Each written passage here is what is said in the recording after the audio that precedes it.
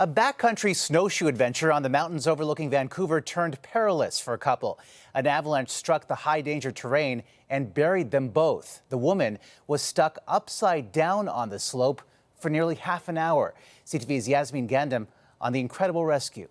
A couple in their 30s were able to get up the backcountry trail, but the avalanche struck on the way down.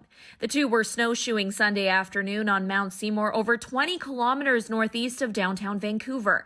The man was able to dig himself out and call 911.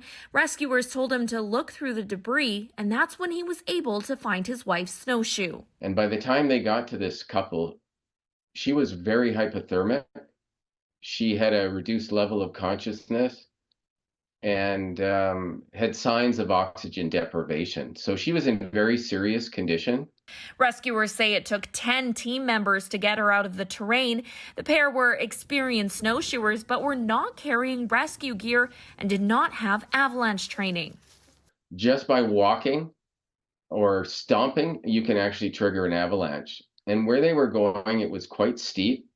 And with snowshoes, you'd potentially slide a little bit. It would be very easy to trigger an avalanche under those conditions. With high avalanche risk in the North Shore Mountains, people are advised to avoid the backcountry unless they have adequate training and tools.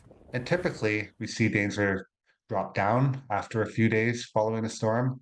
However, that's not expected to be the case this time, as there's a big warm-up expected for the weekend, and that heat and warm temperatures will likely keep the danger ratings elevated for a relatively prolonged period right now. Avalanche Canada says on average 80% of avalanche fatalities occur every year in BC, and the province has the highest number of backcountry users in Canada.